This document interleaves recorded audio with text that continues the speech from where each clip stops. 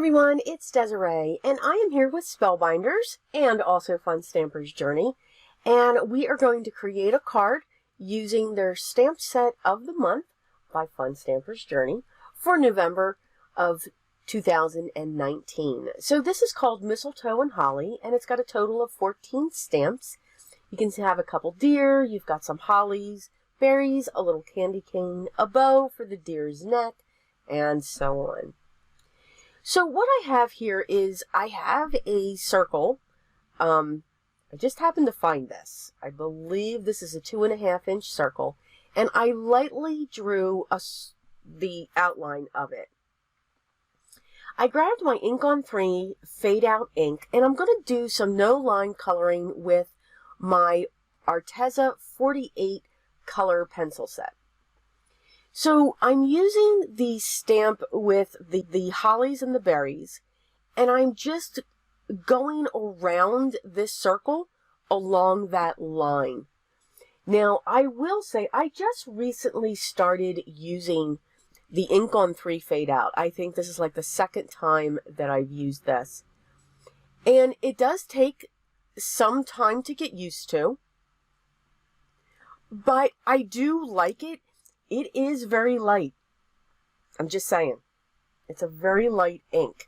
You can barely see it until I zoom in. So yes, I remembered I zoomed in this time. So I am going to keep all of the coloring in. So if you're not into a long Gabby video, this is not for you. Okay, we can go to the end and you'll be able to see what the card is. So, time for the gab. So now that I have the wreath built around it, what I'm going to do is I'm going to choose 3 to 4 greens, well, I should say 3 greens, and then a very dark blue, and then I'm going to choose 2 reds and a brown, and that's going to be my shading. So the first thing that I want to do, because I don't want to lose the image, is I'm going to outline all of the areas that I'm going to color. So that means the leaves, which I'm doing first. I'm going to put the stems in. I'm going to go around the berries. Just in case, this ink does very well. It stays there. But I was just paranoid I was going to lose it. So, by just doing the outline with my lightest color of my areas, I knew my colors were going to be set. Now, what I also did was I stamped the image onto a scrap piece of card. Because then this way, I knew, I'm so sorry about that background noise, because then this way, I knew what the image was, where it was, in case something didn't stamp right. I didn't use my Misty. I didn't stamp a couple times. I used my stamp and my acrylic block, so to speak. So you can see I'm just outlining my images.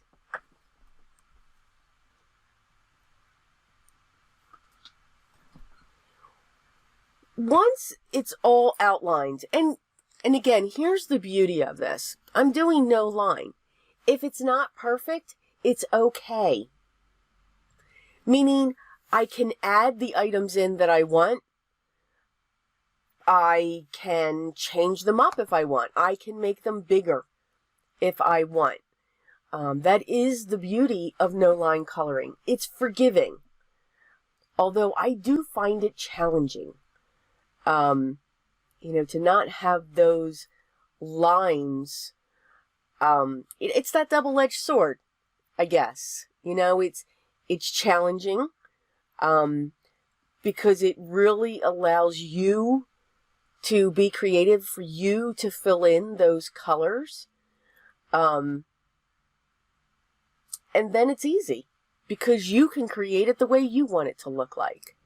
So, you know, again, it's just that dual edge there. So you can see I'm just testing my colors out onto that paper to see how they'll look together. Not necessarily, I don't look for blends necessarily. I look at how, because colored pencils, you can blend them. Whether you use a colorless blender, your Gamsol, your baby oil, or your white pencil. they will blend. Now, I don't suggest, you know, a purple to an orange. I mean, even those, though, you can get a blend to them. That is the beauty of colored pencils. Very rarely you'll get mud. You know, we use that term, or at least I do, when we're using watercolors. You know, if you take a yellow and a purple, it's not going to look so good. A beautiful hue, but I don't think it's the color that you're looking for. But you can kind of do this with colored pencils and get, you know, that transition into each of the colors. I'm not sure if I'm making sense here, but you've got more of a control, and that's probably why I do gravitate to colored pencils, because, come on, ladies, it's all about the control. And for those men that are listening, I'm sorry. You can see that I've got the berries. I left a little white highlight on those berries just to give them even more dimension. And now I'm going to start in my leaves. While I was gabbing there, I've already put the brown stems in and the curly cues that come off. And now I'm going to go to town with the leaves. And if you just heard that, that would have been my cat. Yes, he felt the need to jump up on the table, so I am so sorry about that. So you can tell with the leaves, I'm using my light green first. I'm putting that down as the base. Then I'm coming in with my mid-tone. In this case is a darker shade of green. And then my darkest shade for my greens is actually indigo. It's a dark blue. Usually when I'm using it, all depends upon the shade. These greens that I'm using are on the cool side. So that's when I'll pull in a blue to have the deepest shade. You can use a dark green. There's nothing wrong with that. If I'm using more of olive greens, I will tend to use a brown for my shading. Because the brown will have a yellow base to it. And again, these are just the different ways that I've worked through with the colored pencils. And again, it's just having fun. You know, when you get your set of colored pencils, whether it's a 12 or a 24, you know, pull out those papers that you're going to use and have fun swatching them out. Mix those colors up. Pull two colors together, one from one end of the side of the paper to the other. On the other side, put your second color, and just keep bringing those colors in to blend them, to see how they will look together. That is something that I do recommend, no matter what the medium is, whether it's an alcohol marker, whether it's colored pencils, watercolors, whatever that medium is that you do enjoy to work with. And again, it doesn't have to be just for card making. It could be for art journaling or junk journaling, whatever type of journaling or mixed media project you have. Swatch those colors out. See what they're going to do. See how they'll react with water. See how they'll react with other colors, especially white and black. See what they'll do with other types of sprays. Just to see what that reaction is. And what you would get. You might be surprised. You may very well be surprised with the different colors. That's pretty much how I grew with colored pencils. I just kept on playing with them. Just to see what they would do. And each type is unique. I do not see, well, I shouldn't say that. I get quite asked a lot what my favorite colored pencil is.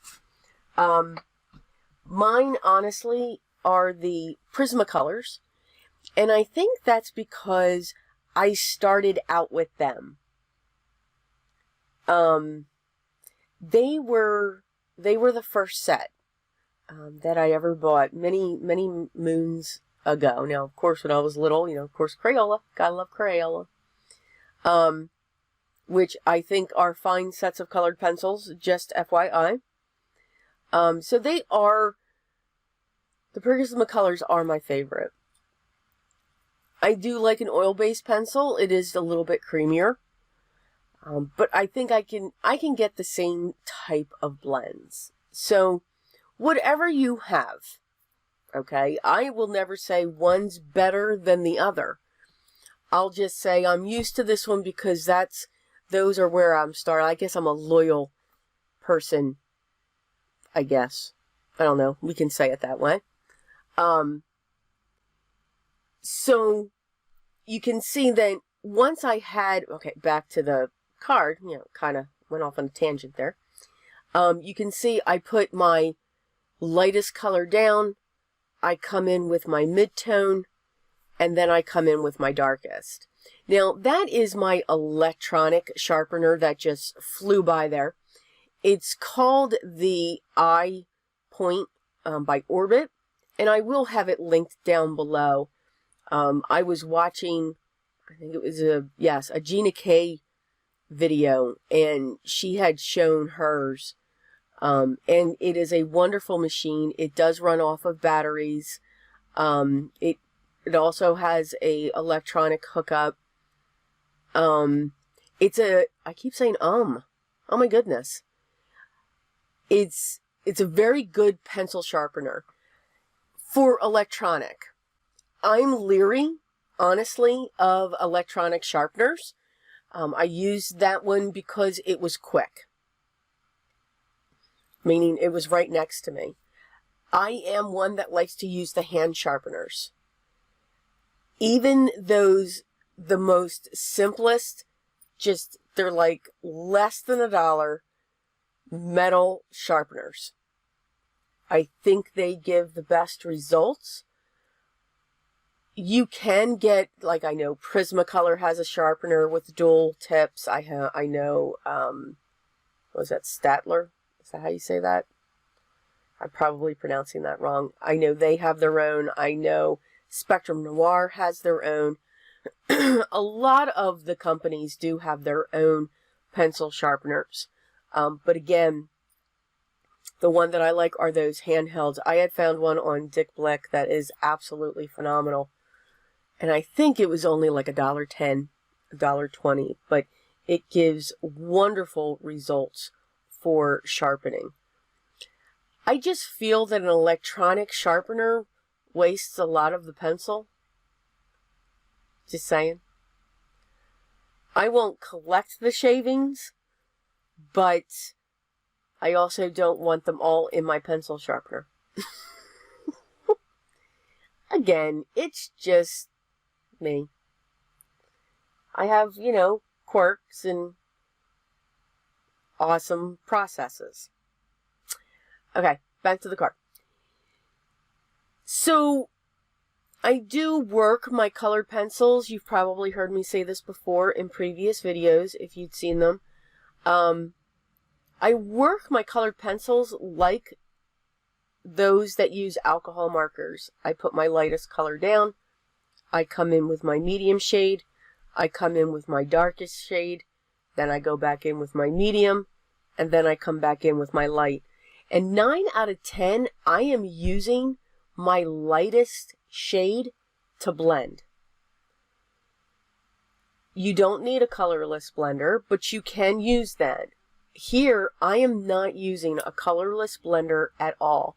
I am actually using the lightest green to blend out the medium and the dark color. And then once I know that's blended out, then I'm coming back in with the indigo, the very dark blue. It's close to black, but I'm not using black. You can. You want to use a very light hand when you do that, if you are going to use the black as your shade. So that is our card. Didn't think, well, you all knew I could gab that long. So you can see it looks wonderful. The pencil line is hidden. Excuse me. So now it's time to stamp our sentiment. And I've chosen It's Time for Mistletoe and Holly. And I'm going to stamp that right in the center. The ink that I'm going to use for this is my Desiree K Charcoal Brown. I didn't want to go with a black only because I didn't use a black for the wreath. So I wanted to keep the brown in there. So I was able to get that in the center. I'm pretty straight. I was pretty impressed with myself there. And now I'm going to use, this piece was cut 4 by 5 1/4. And I have a piece that's cut 4 1/4 by 5 1/2. Of brown cardstock, and I'm going to place this on top of that. And this panel is then going to sit on my standard A2 size card base, which is 4 1/4 by 5 1/2, and it is a top folding card base. I did choose red. I thought between the red and the brown, it would really help to make that wreath stand out. So I'm just going to place that on top and make sure that it is centered. And that is our card. I do hope you enjoy it. Again, today's project, we used the Fun Stampers Journey, Fun Stampers Journey stamp kit of the month for November. And again, it's called Mistletoe and Holly. All the supplies that I used, or I should say the links to the clubs, and some of the supplies that I used will be listed down below, along with a link to their blog, their inspirational gallery, and of course, the Spellbinders and Fun Stampers Journey shop. So please, if you're interested to check them out, they will be listed down below. If you have any questions or comments, please list those down below as well, and I'll get back to you as soon as I can. Thank you so much for stopping by and spending just a little bit of time with me watching this video. If you haven't already, I'd love for you to subscribe. Make sure you ring the bell and hit that thumbs up. By ringing the bell, you're sure to know when the next video goes live. I hope everyone's having a great day. And again, thank you so much for stopping by. But always remember what's most important. Always be creative.